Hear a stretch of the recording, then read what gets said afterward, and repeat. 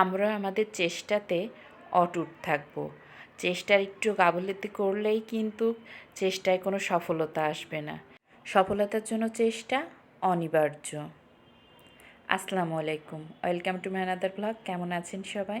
এই তো সকাল করে শুরু করে দিয়েছে আমার কাজ। এখন হচ্ছে প্রতিদিন ভোরে আমি মাছেদের খাবারটা আগেই দিই, আর মাছেদের খাবারটা রেখেছিলাম আমার সেই পেইন্ট করা কৌটাতে, যেটা আপনাদের সাথে শেয়ার করেছিলাম। আর সকালেই খাবারটা দিয়ে দিই, কারণ একটু পরই অনেক ব্যস্ততা শুরু হয়ে যায়। সাবার স্কুল, ওর বাবার অফিস, আদার্স কাজগুলো তো আছেই। আর এই তো আমি রাতে গাছগুলোকে সুন্দর করে স্প্রে করে রেখেছিলাম। আর যেহেতু এখন শীতকাল, তো ওই বৃষ্টি হবে না ওইভাবে, পাতাতে একদম ধুলা ধুলা পড়ে যায়, অনেক ময়লাও হয়। আমি পুরোটা মানে একদম ওদের গোসল করানোর মতো করে স্প্রে করেছি, তবে বেশি একটা হচ্ছে ধুলা ছিল না। আমি প্রায়ই ওদের পাতাটা মুছে দিই। আর এটাতেও মাশাআল্লাহ অনেক চকচক করছে। আর সব গাছগুলো আমি সুন্দর করে সাজাবো, আবার সাজালে সেটা আপনাদের সাথে শেয়ার করব।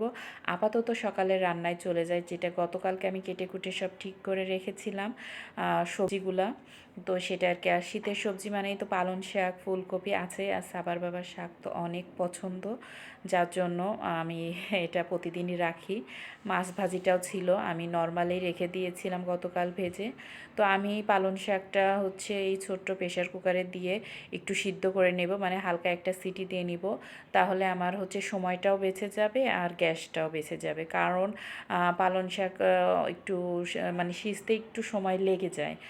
যার জন্য প্রেশার কুকারে দিলে 5 থেকে 10 মিনিটও লাগে না, একটা সিরিজ উঠে গেলেই বেশটা হচ্ছে সুন্দরভাবে একদম হেলা টাইপের হয়ে যায়। তো এরপর আমি ফুলকপিটার জন্য আমি যে বাটা মশলাগুলো রেখে দিয়েছিলাম, সব বাটা মশলা গুঁড়া মশলাটা দিয়ে আমি একটু কষিয়ে নেব মশলাটা কষানোর পর ফুলকপিটা দিয়ে দিব। আর হচ্ছে তারপরে আমি ওই চুলায় একটু ভাতটাও বসিয়ে দিব, যেহেতু সকালে সাবার বাবাকে আজকে ভাত দিব, তাই অনেক সকাল সকাল উঠে রান্না শুরু করে দিয়েছি। সাবার পরীক্ষা এখন হয়তো বা 6:30 মতো বাজে। তো আমি 6টা 5:30টার আগেই মানে উঠে পড়ি, তাহলে আমার কাজগুলো গোছানো হয়ে যায়। এদিকে আমার বাদবাকি কাজ, যেহেতু আমি একটু মেশিনের কাজ করি, তো সাবার স্কুল থেকে আনার পর একটু ওই সময়টা মেশিনেও বসতে পারি। তো এই তো সব কিছু গোছগাছ করে রাখলেও একটু তো সময় লেগেই যায় রান্নায়।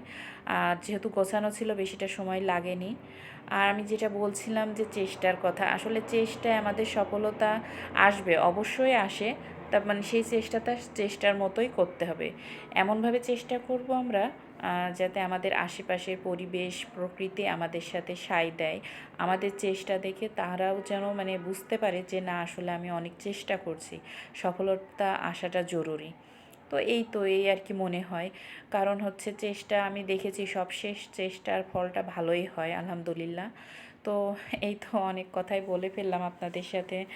আসলে ভালো লাগছিল না একটা বিষয় নিয়ে, যার জন্য আর কি এই টুকিটাকি কথাগুলো বললাম। তো আমি পালং শাকটাও হচ্ছে দিয়ে দিয়েছি তেলের উপর। আর আম্মু দাদিদের মতন আর কি একটু চাউলের গুঁড়া দিয়ে দিলাম আঠালো হওয়ার জন্য। আর সত্যি এটা দেওয়ার পর আঠালো টাইপেরই হয়ে যায়, দেখতেই পাচ্ছেন। আর এটা তো শাক, মানে এই শাক ঘন্টটা পিঠার সাথে খাইলে অনেক মজা লাগে। তো আপাতত তো আর পিঠা বানাবো না, ভাতটা দিয়েই খাবে। আমার তরকারি ভাত শাক সবগুলাই হয়ে গেছে ইতিমধ্যে, 7:30টার মতো বাজে। তো আর এই তো রুটি বানানো শুরু করে দিয়েছি। রুটিটা হচ্ছে সাবার বাবাকে টিফিন দিয়ে দিব। আর সাবাকে নিয়ে এর ভিতর ওর বাবা স্কুলেও চলে গেছে, ওর পরীক্ষা হচ্ছে, যার জন্য বেশি সময়ও পাচ্ছে না অন্য কাজগুলাই। তো এই তো আমি সকালে রুটিগুলা বানিয়ে ফেলি। মাঝে মাঝে ভাবি একটু ফ্রোজেন করে রাখবো সময় বাঁচানোর জন্য, কিন্তু হয়ে ওঠে না। একা হাতে আসলে সব কিছু এইভাবে করতে গেলে অনেকটা প্যারা হয়ে যায়, যার জন্য আমি এই প্রতিদিনকার রুটিটা প্রতিদিনই বানিয়ে ফেলি। কিছু কিছু রুটি আবার রেখে দিই, মানে কিছুটা যে পরের দিন করা যাবে। তো যাই হোক, এভাবে আমি সবগুলো কাজ গুছিয়ে নিলাম। আর লাস্টে এই যে মূলা চচ্চড়িতে একটু শাকটা দিয়ে দিব। আর আজ এ পর্যন্তই, সবাই ভালো থাকবেন। আর ব্লগটা কেমন লাগলো অবশ্যই কমেন্ট করে